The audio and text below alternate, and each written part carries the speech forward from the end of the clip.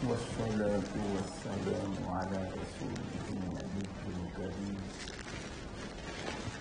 وعلى آله وأصحابه أجمعين. أما بعد، فأعوذ بالله من الشيطان الرجيم. بسم الله الرحمن الرحيم.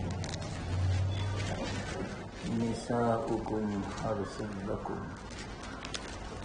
وقال النبي صلى الله عليه وسلم: تنكح المرأة لأربع: لمالها ولحسبها ولجمالها ولدينها فاظفر بذات الدين تربت يداك، أو كما قال.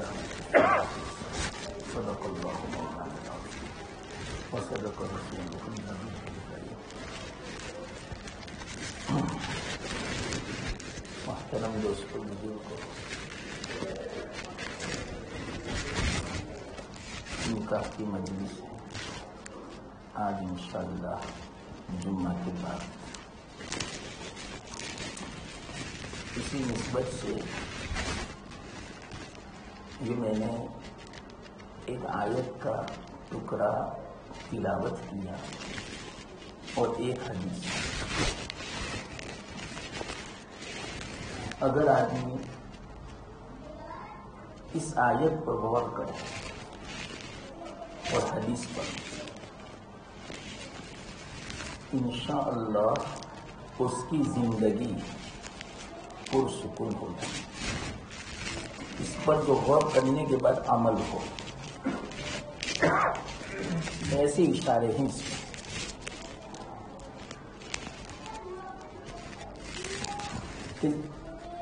سکینت والی، رحمتوں والی، برکتوں والی، سکون والی، اللہ کی مدد والی، رضامندی والی زندگی وہ کب ملتی ہے؟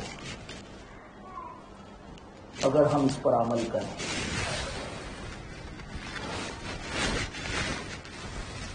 اللہ تعالی ہمیں توفیق عطا فرمائے. یہ جو آیت میں نے تلاوت کی، اس کا مختصر ترجمہ مفہوم تو یہ ہے. اللہ فرماتے ہیں تمہاری عورتیں تمہارے لیے کھیتی ہیں. ہم کھیتی سے فصل حاصل کرتے ہیں، تو اسی طرح عورتوں سے بھی فصل حاصل کرتے ہیں. وہ فصل الگ ہے، اولاد کی شکل میں. لیکن ہر آدمی چاہتا ہے کہ اچھی فصل ہو، زیادہ سے زیادہ مقدار میں برکتوں والی ہمیں کھیتی حاصل ہو. ہر آدمی کی یہ تمنا ہوتی ہے.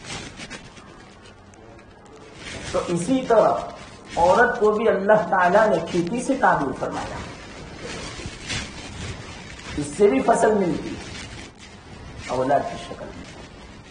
لیکن اولاد کیسی ہو؟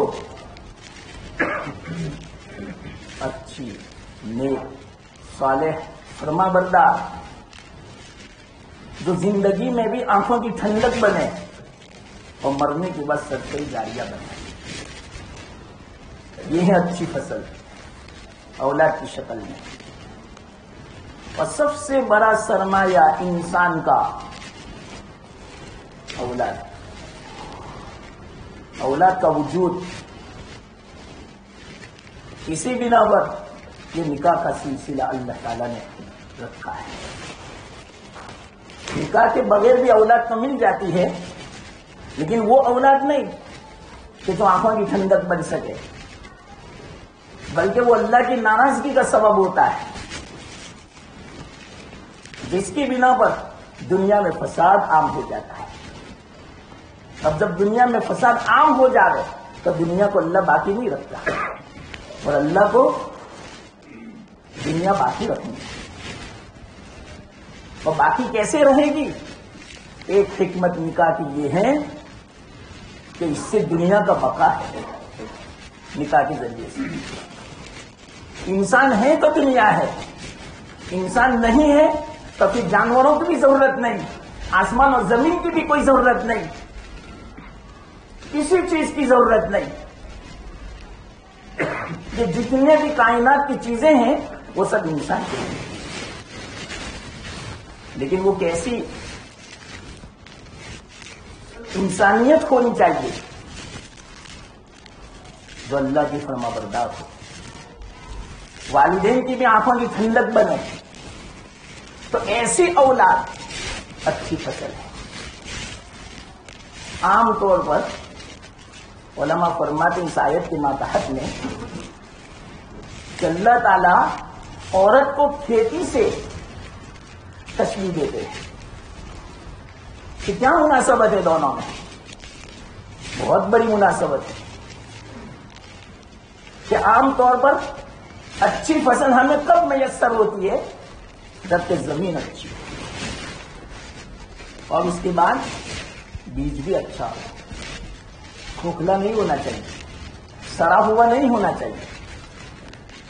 زمین بھی اچھی ہو، کھاری زمین نہ ہو، پتھریلی زمین نہ ہو، سمندر کے کنارے پر نہ ہو، ورنہ اچھی فصل نہیں ملے گی. زمین بھی عمدہ ہو، زرخیز ہو، بیج بھی عمدہ ہو، اور اوپر سے بیج ڈالنے کے بعد یہ کافی نہیں ہے فصل کے لیے، اس کو پانی بھی دینا پڑے گا، وقت پہ کھاد بھی دینا پڑے گا.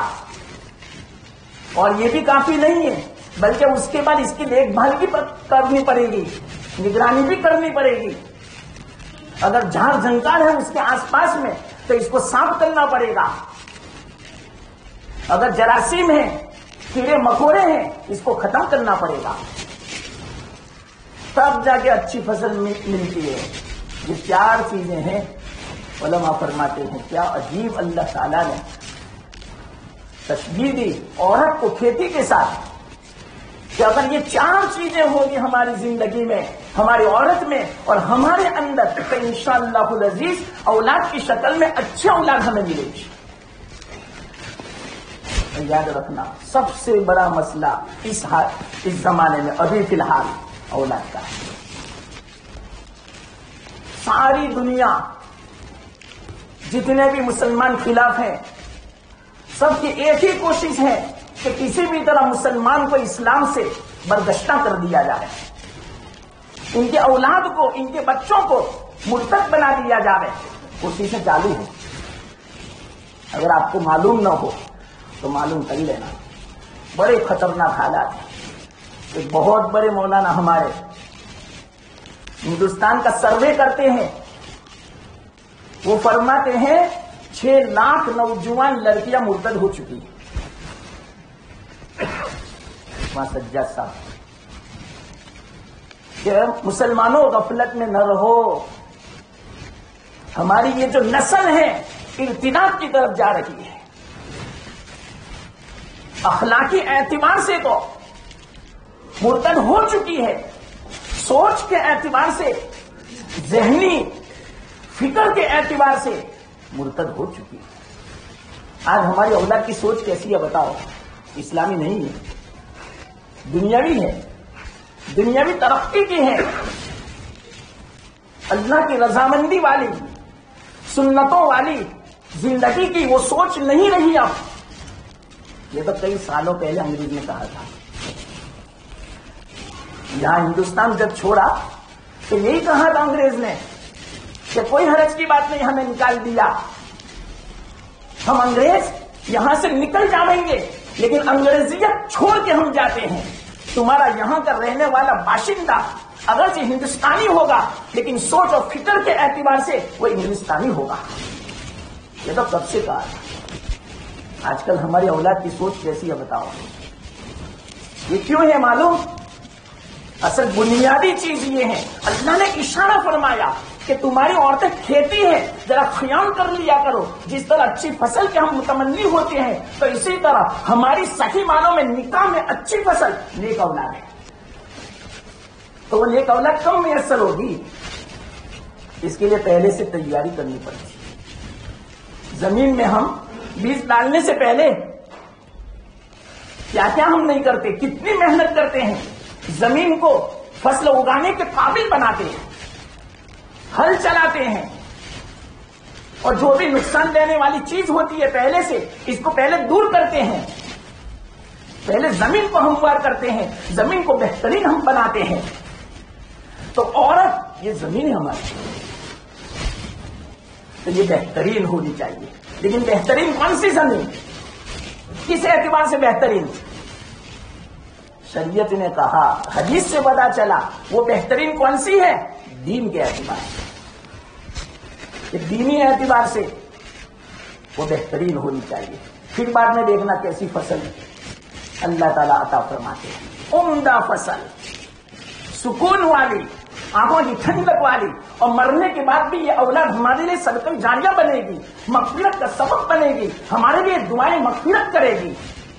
اور یہی اولاد ہمارے لیے جنت میں داخلے کا سبب بنے گی, جہنم سے آزادی کا سبب بنے گی. لیکن ہم پہلے سے اس کا انتخاب کریں کہ زمین اچھی ہو. اسی لیے اللہ کے رسول صلی اللہ علیہ وسلم نے فرمایا, عام طور پر جب کسی رشتے کا انتخاب کیا جاتا ہے تو 4 چیزوں کو سامنے رکھا جاتا ہے.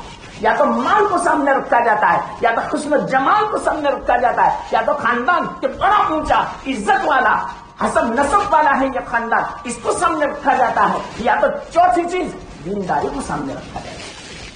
تو اللہ کے رسول صلی اللہ علیہ وسلم نے پہلے سے مشورہ دے دیا, دینداری کو سامنے رکھو, تو یہ تمہارے لیے کامیابی کا سبب, انشاءاللہ العزیز دنیا میں بھی کامیاب اور آخرت میں بھی کامیاب. اور جو روزی مقدر ہے وہ تو مل کر رہیں گے انشاءاللہ, اس میں کوئی کمی نہیں آئے گی. یہ کوئی ضروری نہیں ہم دنیاوی تعلیم دیں گے جب ہی ہمیں روزی ملے گی, نہیں, دنیاوی تعلیم بھی دیں اس کا کوئی انکار نہیں ہے. ہماری جو شریعت ہے اس میں کوئی انکار نہیں. ہمارے کتنے بڑے بڑے علماء سائنسدان بنے ہیں, فلسفر بنے ہیں, ڈاکٹر بنے ہیں, بڑے بڑے حکیم بنے ہیں, بڑے بڑے پروفیسر بنے ہیں. ہمارے علماء ایسے تھے جنہوں نے سائنس کی ایجاد کی, نئی نئی چیزوں کی ایجاد کی. تھے ہمارے شریعت میں ایسے علماء, انکار نہیں ہماری شریعت میں الحمدللہ. لیکن ہاں شریعت میں اس بات کو سمجھایا گیا کہ پہلے اسلام کو رکھو, پہلے انسانیت کو سمجھو, پہلے اچھی تربیت کرو, پہلے دینی تربیت کرو, پہلے اللہ کا حکم پورا کرو, پہلے اسلام پر رہو, پھر بعد میں دوسرے نمبر پر دنیا. لیکن آج ہم نے دنیا کو پہلے نمبر پر کر دیا, یہ ہے خرابی. اسی بنا پر آج اس کا اثر ہے بہت ہماری اولاد پر بھی, ہماری زندگیوں پر بڑا نقصان اٹھا رہے ہیں. یہ اولاد ہماری آنکھوں کا تارا کے بجائے آنکھوں کا کانٹا بنی ہوئی ہے. اصل میں یہ ہم نے نہیں دیکھا, اسی لیے سب سے پہلے فرمایا کہ زمین دیکھو, زمین عمدہ ہے یعنی دینداری کو پیش نظر رکھو. ایک مرتبہ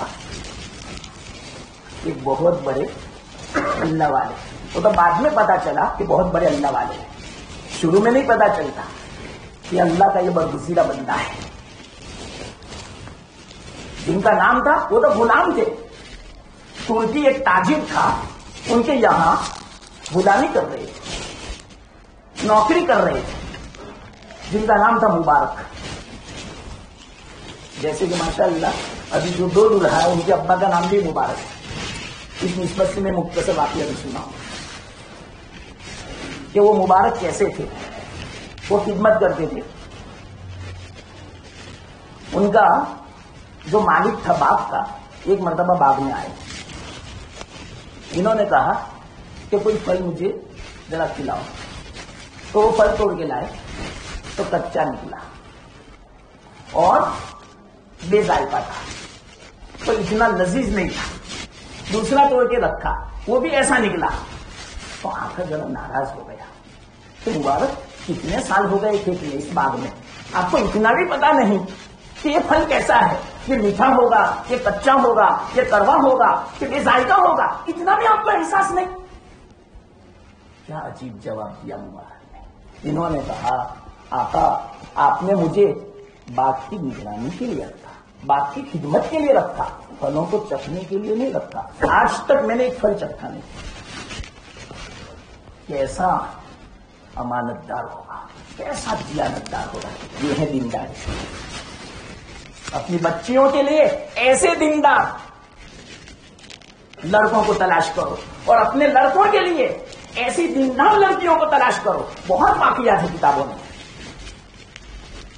تو مبارک کے جو آقا تھے نا، ایک دم سے وہ حیرت میں پڑ گئے، تعجب میں پڑ گئے کہ یہ کتنا دیندار ہے، کتنا اللہ کا خوف والا ہے، اس کو اللہ کا خوف اس کے دل میں کتنا بیٹھا ہوا ہے کہ جس کی بنا پر جو کام میں نے سپرد کیا اس کے خلاف کرنے کے لیے تیار نہیں. یہ کتنا معتبر آدمی ہے، کتنا معتبر میرا خادم ہے. بہت متاثر ہوا. سب سے پہلے تو آقا نے کیا کیا معلوم؟ باغ میں ایک چھوٹا سا مکان بنایا اور یوں کہا مبارک آپ یہاں رہنا اور اللہ کی عبادت کرنا. میں آپ سے بڑا خوش ہوا ہوں. تب مبارک تو یہی چاہتے تھے کہ میں اللہ کی عبادت کے لیے فارغ ہو جاؤں، دوسرا خادم ہوگا بات کی خدمت کے لیے. آپ کو اتنا زیادہ کام کرنے کی کوئی ضرورت نہیں، آپ اللہ کی عبادت کرو، اللہ کا کام کرو. یہ اللہ تعالیٰ خود انتظام فرماتے ہیں. حدیث میں ہے جو اللہ کا ہو جاتا ہے دنیا کی ذمہ داری اللہ لے لیتا ہے. تو اللہ کی طرف سے برکتیں نازل ہوتی ہیں. پہلے ہمیں اللہ کا بننا پڑے گا، اللہ کا حکم پورا کرنا پڑے گا، پھر اللہ ہماری مدد فرماتے ہیں. تو مبارک کو تو یہی چاہیے تھا. اب کیا ہوا؟ چند مہینوں کے بعد آقا پھر باغ میں تشریف لائے، لیکن ان کا چہرہ ذرا اداس تھا، رنجیدہ تھا، غم زدہ تھے. وہ آئے، ان کے پاس بیٹھے. مبارک نے پوچھا خادم نے آقا چہرہ اداس لگتا ہے، کوئی پریشانی ہو، کوئی غم لائے ایسا؟ کہ ہاں ہمارے گھر میں ہماری بچی تھی، وہ نوجوان تھی. اب ہمارا مشورہ چل رہا ہے بیگم کے ساتھ کہ اس کے رشتے تو بہت آتے ہیں، بادشاہوں کے یہاں سے بھی آتے ہیں، وزراء کے یہاں سے بھی آتے ہیں، رئیسوں کے یہاں سے بھی آتے ہیں، لیکن ہمیں سمجھ نہیں پڑتی ہم اپنی بچی کا نکاح کس کے ساتھ کریں. الجھن میں ہوں، میں بے چین ہوں، سمجھ میں بات نہیں آتی. تو مبارک نے فرمایا اگر آپ چاہیں تو میں مشورہ دے سکتا ہوں. کیونکہ ہاں وہ بہت اچھی بات ہے. انہوں نے کہا دیکھو مجھے تو یہ سمجھ میں آتا ہے، عالم تھے، سمجھدار تھے، مجھے تو یہ بات سمجھ میں آتی ہے ہماری شریعت میں اللہ کے رسول صلی اللہ علیہ وسلم کی تعلیم کے مطابق کہ دیکھو بس ایک میں آپ کو بنیادی بات میں بتلا دیتا ہوں. مبارک نے یوں فرمایا اپنے آقا سے، بنیادی بات یہ ہے اگر آپ مال کو سامنے رکھو گے تو یہ یہود کا طریقہ ہے. عام طور پر یہود لوگ جتنا کوئی مالدار ہوگا اپنی بیٹی کا نکاح اس کے ساتھ کرتے ہیں. وہ کچھ نہیں دیکھتے، اس کے اخلاق کو نہیں دیکھتے، اس کے خاندان کو نہیں دیکھتے کہ خاندان کیسا ہے. خاندان کا بھی اثر پڑتا ہے، اور اس کی دینداری کو بھی نہیں دیکھتے. یہود لوگ وہ مالداری کو دیکھتے ہیں، ان کے سامنے مال ہوتا ہے، اپنے دین کو بیچ دیتے ہیں، مال کو کھاتے ہیں. ان کی کوئی پرواہ نہیں. دنیا پہلے، دھرم بعد میں. پہلے دنیا، آج بھی یہ معاملہ ہی تھا. تو اگر آپ مال کو پیش نظر رکھو گے تو یہ یہود کی سنت ہے، اور حسن و جمال کو پیش نظر رکھو گے تو یہ نصارہ کا طریقہ ہے. نصارہ لوگ عام طور پر حسن و جمال کو دیکھتے ہیں، اور اللہ تعالیٰ نے ان میں حسن و جمال بھی بہت دیا ہے نصرانیوں نے. عام طور پر جب کوئی انتخاب کرتے ہیں لڑکی کا تو حسن و جمال کو بنیاد بناتے ہیں. تو اگر آپ نے بھی حسن و جمال کو بنیاد بنایا تو یاد رکھنا نصارہ کے طریق پر ہے، اور اس میں برکت نہیں ہوگی. اور اگر آپ نے حسب اور نسب کو دیکھا تو مشرکین پیش نظر رکھتے ہیں. عام طور پر مشرکین لوگ حسب اور نسب کو دیکھتے ہیں، اس کا خاندان کتنا اونچا ہے، کتنا عزت والا، یہ شرافت والا یہ قبیلہ ہے. تو ایسی اگر بچی چاہے وہ کیسی کیوں نہ ہو، چاہے وہ حسینہ نہ ہو، دیندار نہ ہو، مال والی بھی نہ ہو، تو کوئی حرج کی بات نہیں، لیکن اس کا خاندان بڑا اونچا ہے. اگر کوئی مجھے پوچھے گا کہ تیرا نکاح کہاں ہوا تو میں یوں کہوں گا کہ فلانے قبیلے میں، فلانے خاندان میں، تو میری عزت بڑھ جائے گی. اس طرح مطلب کہ پہلے کے خیالات تھے کہ اگر آپ نے یہ دیکھا، حسب نسب کو دیکھا، خاندان اور قبیلے کو دیکھا، تو یوں سمجھا جائے گا آپ نے مشرکین کا طریقہ اختیار کیا. اور یاد رکھنا اللہ تعالیٰ نے مشرکین کے طریقوں میں، یہود و نصارہ کے طریقوں میں برکت نہیں رکھی.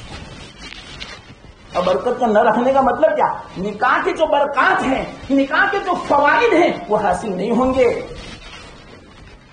اور نکاح کے فوائد اور برکات میں سے سب سے بڑا فائدہ، سب سے بڑی برکت نکاح کی یہ ہے اولاد کا حصول. یاد رکھنا اس کے علاوہ تو بہت سارے ہیں، لیکن سب سے بڑا جو نکاح جو کیا جاتا ہے اس کا فائدہ یہ ہے کہ اولاد ہمیں حاصل ہو، لیکن اولاد کیسی ہو وہ میں آپ کو سمجھا رہا ہوں۔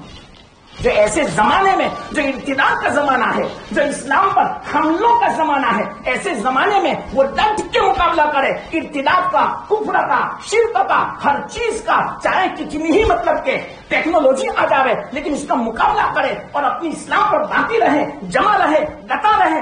ایسی اولاد جو ہوتی ہے یہ ہے صحیح معنوں میں اولاد۔ تو ایسی اولاد کب ملے گی؟ تو مبارک نے فرمایا ہاں ہمارا بھی طریقہ سن لو، ہمارا اسلام کا، ہماری شریعت کا طریقہ یہ ہے کہ دینداری کو دیکھا جاتا ہے۔ جو آقا تھا اتنا خوش ہو گیا، کیا بہترین آپ نے مجھے مشورہ دیا۔ فوراً گھر گئے، اپنی بیگم سے کہا کہ میں تو اپنی شہزادی، اپنی بچی کے لیے اس نوجوان مبارک کے علاوہ کسی کو مناسب نہیں سمجھتا، میں تو یہی چاہتا ہوں کہ اپنی بچی کا نکاح مبارک کے ساتھ کرا۔ کیوں؟ یہ بالکل جوڑا مناسب ہے، وہ بھی دیندار، ہماری بچی کی الحمدللہ ہم نے تربیت ایسی کی ہے۔ کیسی تربیت؟ اسلامی تربیت۔ یاد رکھنا مسلمانوں، آج ہمیں اپنی لڑکیوں کی جو اسلامی تربیت کرنی جتنی ضروری ہے اس سے زیادہ اس زمانے سے پہلے اتنی ضروری نہیں تھی۔ اس زمانے میں اتنی ضروری ہے، خاص کر کے بچیوں کی تربیت۔ ایک بچی کو ہم نے بنایا تو یاد رہے پورے خاندان کو بنایا، اور ایک بچی کو ہم نے بنایا تو صرف فرد کو بنایا۔ یہ علماء فرماتے ہیں، ان کا یہ تجربہ ہے پوری زندگی کا، ایک لڑکے کی صحیح تربیت کی تو اس کی زندگی بن گئی، لیکن ایک لڑکی کی صحیح تربیت کی تو صرف اس کی زندگی نہیں بنی بلکہ پورے خاندان کی اصلاح کر دی، پورے خاندان کی تربیت کر دی۔ اس لیے یاد رکھنا بچیوں کی خاص تربیت کرو۔ کیسی؟ دینی تربیت کرو، ان کے دل میں دین کی محبت کو بٹھاؤ، اللہ رسول کی محبت کو بٹھاؤ، نمازوں کی، تلاوت کی، ذکر کی، دعاؤں کی محبت کو بٹھاؤ، انشاءاللہ اس کا اثر اپنے اولاد کو پڑے گا۔ بہت واقعات ہیں لیکن مختصر وقت میں کیا میں آپ کو سناؤں۔ ماؤں کا اثر پڑا، مثال کے طور پر چلو یہ واقعہ میں پہلے آپ کو پورا کر دوں۔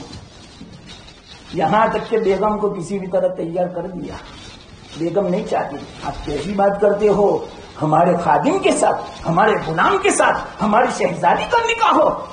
انہوں نے کہا مجھے شرح صدر ہے، مجھے انشرح ہے اس بات میں کہ اس سے بہتر جوڑا ہماری بچے کو دنیا میں کہیں نہیں ملے گا، کہ بادشاہوں کے یہاں مال تو مل جائے گا لیکن اخلاق نہیں ملیں گے، دین نہیں ملے گا، اور دنیا میں رہنا کتنا ہے، مختصر زندگی ہے۔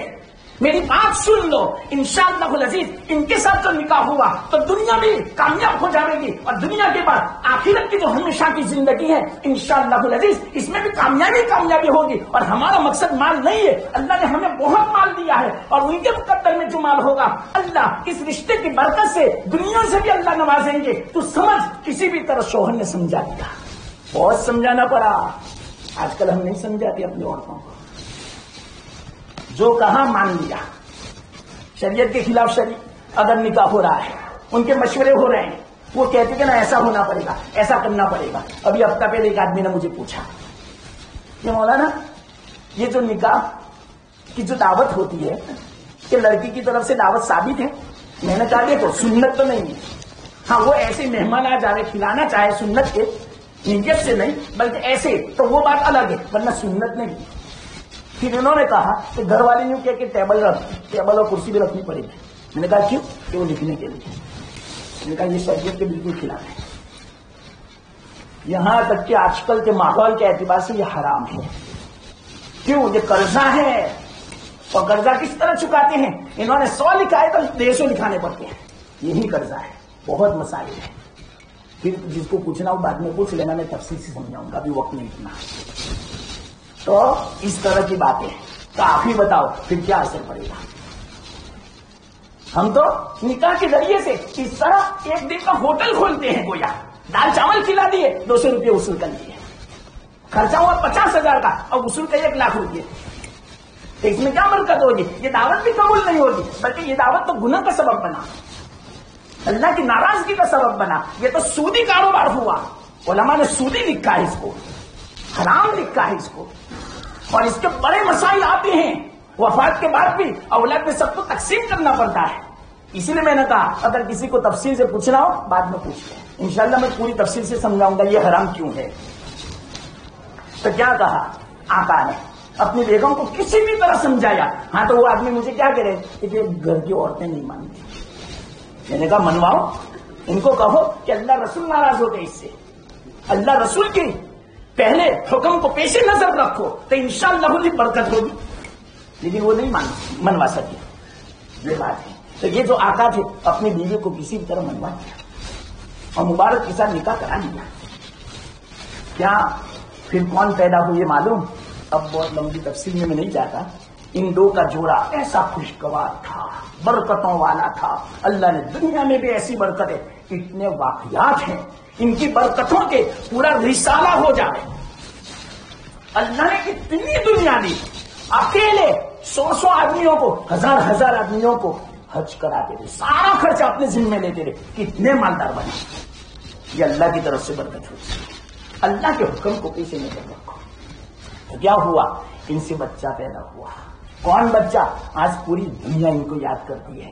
محدث بھی بنا، مفسر بھی بنا، صوفی بھی بنا، اور اسی طرح واقف بھی بنا. اور اتنا زبردست علماء یوں فرماتے ہیں کہ جتنے بھی محدثین ہیں، جتنے بھی علماء ہیں، سب نے کسی نہ کسی پر جرح کی ہوگی، کسی نہ کسی نے اعتراض کیا ہوگا، ان کی زندگی پر انگلی کی ہوگی. لیکن یہ ایسا بچہ بعد میں پیدا ہوا اور ایسا بڑا ہوا کہ آج تک کسی نے انگلی نہیں کی، کسی نے ان کے خلاف اعتراض نہیں کیا، کسی نے جرح نہیں کی، اور سب کے سب ان کی تعریف کرتے ہیں کہ ایسا بچہ تو آج تک پیدا نہیں ہوا. وہ کون؟ حضرت عبداللہ بن مبارک. بہت بڑی شخصیت اور ہستی. کن سے پیدا ہوئی؟ اس سے جو بظاہر غلام تھے، بظاہر خادم تھے، اور یہ بچے پیدا ہوئے. کتنے مالدار. اللہ نے کیا دولت دی تھی. گویا یوں سمجھو دنیا ان کی دامن اور ان کی گود کے اندر الٹ ہی دی تھی. اتنے مالدار تھے وہ عبداللہ بن مبارک. یہ اللہ تعالیٰ فیصلے فرماتے ہیں. تو ہماری طرف سے فیصلہ یہ ہونا چاہیے. اللہ کے رسول نے فرمایا دینداری کو سامنے رکھو، چاہے وہ غریب کیوں نہ ہو. یہ مختصر بات بیچ میں آئی تھی یار، وہ میں آپ کو بتاؤں. ایک مرتبہ آپ نے سنا ہوگا کئی بار کہ حضرت عمر رضی اللہ تعالیٰ راتوں کو گشت لگا رہے تھے فجر سے پہلے کہ کیا حال ہے لوگوں کا. خود تحقیق کرتے تھے، ایک ایک گلی کا چکر لگاتے تھے.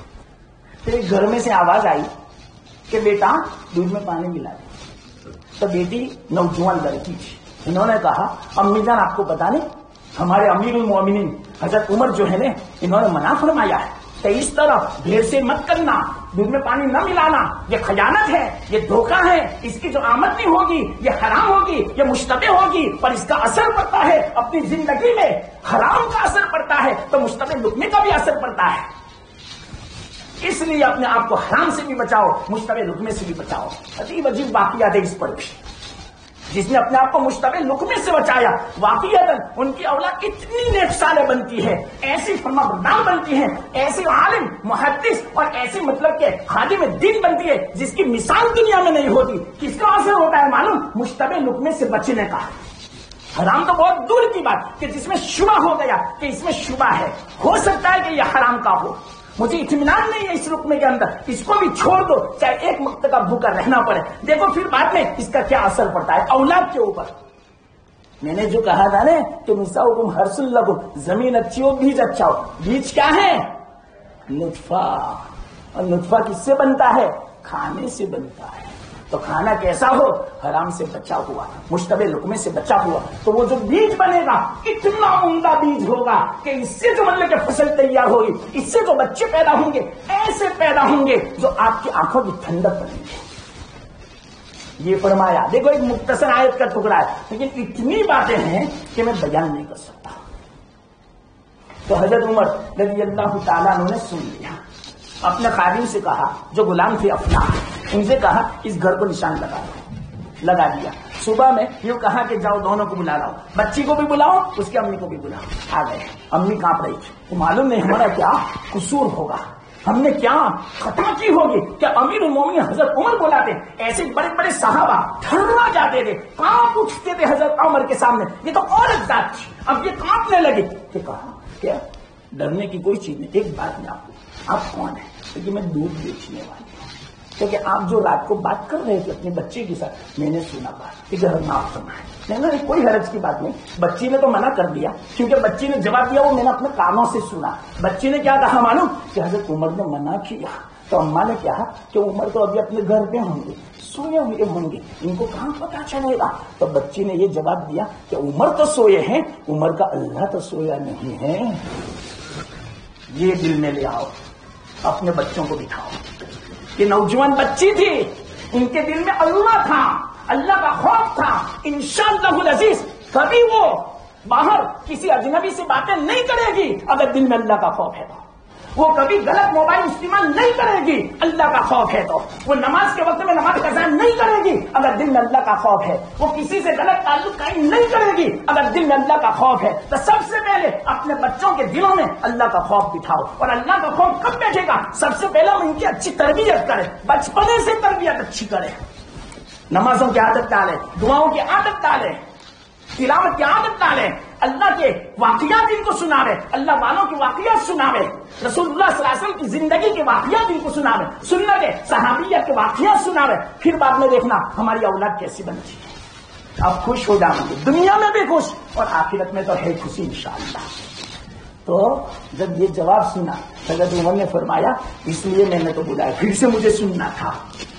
یہ امی عورت بولی تھی کہ امی کیا اس بچی کا نکاح میرے بچے کے ساتھ تو کرانے کے لیے تیار ہے؟ دیکھو کیا بات کرتے ہو، میں تو ایک دودھ بیچنے والی، میں تو ایک غریب قسم کی عورت، میری بچی، ہمارے پاس تو کچھ بھی نہیں، آپ بادشاہ ہو. تو کہا کوئی حرج کی بات نہیں، میں خوش ہوں، میں راضی ہوں اگر تو تیار ہو تو. اگر آپ تیار ہو، اگر ہو جاتا ہے نکاح تو میرے لیے تو ظاہر شرف کی بات ہوگی، بڑی عزت کی بات ہوگی، شرافت کی بات ہوگی. اپنے بچوں کو بلایا، بچوں کو بلا کر عاصم نام تھے، انہوں نے کہا یہ بچے اب میں شادی کے لائق نہیں رہا، ورنہ سن عاصم اس بچے کے ساتھ میں نکاح کرتا ہوں. ایسی اللہ والی، ایسی اللہ کا خوف رکھنے والی میں نے بچی نہیں دیکھی. اتنی مرتبہ میں نے گش لگایا لیکن اس کی آواز میں جو اللہ کا خوف جو میں نے ایک بھنک سنی ایسی میں نے کسی کے اندر نہیں سنی. اگر اس کے لائق ہوتا تو میں خود شادی کر لیتا، لیکن میں آپ سے کہتا ہوں اس بچے کے ساتھ نکاح تو کوئی حرج کی بات نہیں. ابا جان اگر آپ کہتے ہو تو میں تیار ہوں. آج کل اولاد ایسی نہیں ہے، ماں باپ کہتی ہیں بات تیار نہیں ہوتی. بہت افسوس کی بات ہے. ماں باپ کہیں ہماری اولاد کو خسارے میں تھوڑی ڈالے گی، کھڈے میں تھوڑی ڈالے گی. ان کے سامنے ہیں، انہوں نے تو پوری زندگی کا تجربہ کیا ہے کہ کون سا خاندان اچھا ہے، کون سی لڑکی اچھی ہے، کون دیندار ہے، کون ہمارے گھر میں آنے کے بعد گھر کو آباد کرے گی. والدین کو تو پتا ہے، وہ بیچارے مر جاتے ہیں، تھک جاتے سمجھاتے، لیکن لڑکے اور لڑکیاں نہیں سمجھتے. پھر خمیازہ بھگتنا پڑتا ہے پوری زندگی. پھر جو مطلب کہ محبت آپس میں ہونی چاہیے، اللہ کی رحمت ہے، اللہ کی مدد جو ہونی چاہیے وہ نہیں ہوتی. یہ اس کا ہے نقصان. ماں باپ کا ہم نہیں مانتے، بہت افسوس کی بات. ہاں تو کیا کہا ابا جان آپ جو کہتے ہیں تو کوئی حرج کی بات نہیں، میں اس بچی دودھ بیچنے والی کی بچی جو ہے اس کے ساتھ نکاح کرنے کے لیے تیار ہوں. لمبا واقعہ ہے، اخیر میں بات کہہ دوں. کیا ہوا معلوم؟ ان سے ایک بچی پیدا ہوئی جس کا نام رکھا لیلا، لیکن اس کی کنیت تھی ام عاصم. یہ بڑی ہوئی. اس کا نکاح کس کے ساتھ ہوا معلوم؟ اس زمانے کے جو بادشاہ تھے ان کے شہزادے کے ساتھ. کون؟ عبدالعزیز کے ساتھ. عبدالعزیز ان کے ساتھ نکاح ہوا. اور عبدالعزیز بھی کیسے تھے معلوم؟ یہ بھی میں آپ کو مختصر کہہ دوں. اللہ والوں کی صحبت میں رہتے تھے، اس لیے شادی کے بعد آزاد نہ ہو جائے، علماء کے پاس جا رہے، اللہ والوں کی صحبت میں بیٹھے، ان سے دعائیں کرا رہے. انشاءاللہ العزیز اولاد پر اثر پڑتا ہے اس کا. آپ کو پتا ہے ایک تابعین میں ایک حضرت نعمان تھے، ان کے لڑکے کا نام تھا ثابت. وہ اپنے بیٹے کو لے کر حضرت علی کے پاس لے گئے. حضرت علی سے کہا یہ میرا لڑکا ہے، اب شادی کی تیاری ہے، آپ ان کو دعا کر لیجیے کہ اللہ تعالیٰ اچھا رشتہ مقدر فرمائے اور ان کو اچھی اولاد عطا فرمائے. دیکھو اچھی اولاد کو میں آپ کو سمجھا رہا ہوں کہ اچھی اولاد کیسے میسر ہوگی. یہ تو پہلے سے تیاری کرنی پڑتی ہے، شادی کے بعد نہیں. شادی سے پہلے دعائیں کی جاتی ہے، شادی سے پہلے علماء سے بزرگوں سے ملا جاتا ہے، ان سے دعاؤں کی درخواست کی جاتی ہے. ہمیں بھی دعا کرنی پڑتی ہے، ہمیں بھی نیک بننا پڑتا ہے، ہمیں بھی دیندار بننا پڑتا ہے، تب جا کے نیک اولاد ہمیں ملتی ہے. تو کیا کہا حضرت علی نے دعا کرتے اللہ تعالیٰ ان کے لیے نیک صالح رشتہ مقدر فرما لے اور نیک صالح اولاد عطا فرما لے. ہوا کیا؟ ان کا نکاح ہو چکا. نکاح ہو چکنے کے بعد ان کے یہاں بچہ پیدا ہوا. کس کے یہاں؟ نعمان کے بیٹے ثابت کے یہاں. تو ثابت نے اپنے ابا سے بڑی محبت تھی. اپنے ابا ان کو ہر جو بھی بزرگ اس زمانے میں ہوتے ان کے پاس لے جاتے تھے. تو اس عقیدت کے اندر حضرت ثابت نے اپنے یہاں جو بچہ پیدا ہوا اس کا نام بھی نعمان رکھا اپنے باپ کے نام پر. اب پورا نام کیا ہوا؟ نعمان بن ثابت بن نعمان. بیٹے کا نام یعنی پوتے کا نام دادا کے نام پر. آپ کو پتا ہے یہ کون ہے نعمان؟ نعمان بن ثابت بن نعمان کو امام ابو حنیفہ. یہ امام ابو حنیفہ ہے جنہوں نے ایک انقلاب پیدا فرما دیا ایسی خدمت کی فقہ کے اندر جس کی کوئی مثال نہیں. پوری دنیا ان کو امام اعظم مانتی ہے. سب سے بڑے امام، 4 اماموں میں سب سے بڑے امام اعظم. یہ کون ہے؟ یہ نعمان ہیں. یہ حضرت علی کی دعا کی برکت، ان کے ابا کی دعا کی برکت، والدین کی دعائیں ہوتی ہے، والدین دیندار ہوتے ہیں تب جا کے ایسے اولاد پیدا ہوتی ہے. تو دیکھو پہلے سے یہ تو ہمیں تیاری کرنی پڑتی ہے نیک صالح اولاد کے لیے کہ ایک دن کا مسئلہ تھوڑی ہے. اس کے لیے تو بڑے مجاہدات کرنے پڑتے ہیں، اپنی خواہش اور اپنی نفسانیت کے خلاف کرنا پڑتا ہے تب جا کے اتنی بڑی دولت. واللہ میں کہتا ہوں نیک اولاد اس سے بڑی کوئی نعمت نہیں. کسی کو پوری دنیا کی سلطنت مل جائے اور کسی کو نیک صالح بچہ مل جائے یہ زیادہ بڑی قیمت ہے، قیمتی ہے یہ زیادہ، جس کو نیک صالح بچہ مل جائے. تو یہ کیسے ملتا ہے؟ پہلے سے تیاری کرنی پڑتی ہے. تو ان کے یہاں ایک بچی پیدا ہوئی لیلا جس کی کنیت تھی ام عاصم. ان کا نکاح ہوا شہزادے کے ساتھ، عبدالعزیز کے ساتھ. اور عبدالعزیز کون تھے؟ یہ بھی اللہ والوں کی صحبت میں جاتے تھے. ان کی تاریخ میں واقعات میں لکھا ہے اس زمانے میں بہت بڑے بزرگ ابو حازم ان کی خدمت میں جاتے تھے، بہت خدمت کرتے تھے. لیکن دعائیں کب ملتی ہے معلوم؟ خدمت کرنے کے بعد. دعائیں کی نہیں جاتی، دعائیں لی جاتی ہیں. اور دعا کب ملتی ہے؟ جبکہ آدمی کسی کی خدمت کرے، کسی کا دل خوش کرے تب دعائیں ملا کرتی ہے. تو یہ بھی بہت خدمت کرتے تھے ابو حازم کی. تو ایک مرتبہ کہا حضرت کو ہدیہ آپ دے دو. تو وہ تو اللہ والے تھے، ایک روٹی دے دی اور وہ بھی کیسی تھی؟ سوکھی. کس کو دے رہے ہیں؟ شہزادے کو. یہ عزت سے لائے اپنے گھر. اپنی بیوی سے کہا دیکھو یہ بڑی مبارک ہے، بڑی برکتوں والی ہے، بہت بڑے بزرگ نے مجھے دی، اب میں کس طرح کھاؤں؟ ہم سوچے، مشورہ کیا. تو کیا کہا معلوم؟ میں 3 دن روزہ رکھتا ہوں اور ہر روزے کی افطاری ایک ٹکڑے سے کرتا، 3 ٹکڑے کی روٹی کے. کچھ نہیں کھاتے تھے. جب سحری کھاتے تھے روٹی کا تھوڑا سا ٹکڑا لیتے اور افطاری بھی ٹکڑے سے کرتے تھے. اس طرح 3 دن گزارے. 3 دن کے بعد دونوں آپس میں میاں بیوی ملے ہیں. اس کی برکت تاکہ جاری ہو. اسی رات اللہ تعالیٰ نے نطفہ مقرر یہ کر دیا ان کا بالکل، اور اللہ کو منظور تھا کہ ان کو بچہ ملے. اسی رات 3 دن کے بعد اللہ تعالیٰ نے مقدر فرما دیا. پتا ہے وہ بچہ کون تھا؟ کون پیدا ہوا؟ دیکھو یہ اس کا اثر نیک صالح اولاد کیسے بنتی ہے وہ میں آپ کو سمجھا رہا ہوں. اللہ والوں کی صحبت، اللہ والوں کی دعائیں، اچھا لقمہ، مشتبہ لقمے سے بچنا، ان کی دعائیں لینا، بزرگوں کی خدمت کرنا اور نیک صالح آپس میں جوڑے کا ہونا، یہ سب مطلب کے اسباب ہے نیک صالح اولاد کے وجود میں آنے کا. کیا ہوا؟ بچہ پیدا ہوا بعد میں جس کا نام عمر رکھا. اور بڑے ہونے کے بعد کون بنا؟ عمر بن عبدالعزیز، جو کون تھے؟ خلیفہ. جیسے خلفائے اربعہ علماء کا اتفاق ہے کہ 4 خلیفہ گزرے ہیں، حضرت ابو بکر، حضرت عمر، حضرت عثمان، حضرت علی. لیکن بعض علماء فرماتے ہیں وہی خلافت کا جو نمونہ تھا، خلافت جیسی ان 4 خلفاء نے مطلب کہ چلا کے دکھائی، ایسی خلافت حضرت عمر بن عبدالعزیز نے چلائی تھی، بالکل نہج نبوت پر. اب اس میں بڑی تفصیل ہے نہج نبوت کسے کہتے ہیں. اسی پر انہوں نے حکومت چلائی. یہ کون بچہ تھا؟ وہی عمر بن عبدالعزیز کہ جو ایک بزرگ کا روٹی کا ٹکڑا کھانے کے بعد اپنی بیوی سے ملاقات کی تھی. اس کے بعد یہ بچہ پیدا ہوا تھا. کہ اس کا بڑا اثر پڑتا ہے. تو دینداری کو سامنے رکھیں، نیکی کو سامنے رکھیں انشاءاللہ العزیز. پھر بعد میں جو ہمارا سب سے بڑا مقصد نکاح کا اولاد کا وجود، لیکن کون سی اولاد؟ کوئی بھی نہیں آزاد، بلکہ نیک صالح اولاد، وہ تب ملے گی. چلو وقت ہو گیا، بہت ساری باتیں باقی ہے کہنے کی، لیکن خیر اللہ نے جو کہنے کی توفیق عطا فرمائی، ہم سب کو، ہماری عورتوں کو بھی اتنا بھی اگر کوئی سمجھ جائے کہ ہمیں کیسی زندگی گزارنی ہے تو بس انشاءاللہ ہماری دنیا اور آخرت کامیاب ہو جائے گی. اللہ نے جو کہنے کی توفیق عطا فرمائی قبول فرماوے، مجھے آپ کو سب کو عمل کی توفیق عطا فرماوے. وآخر دعوانا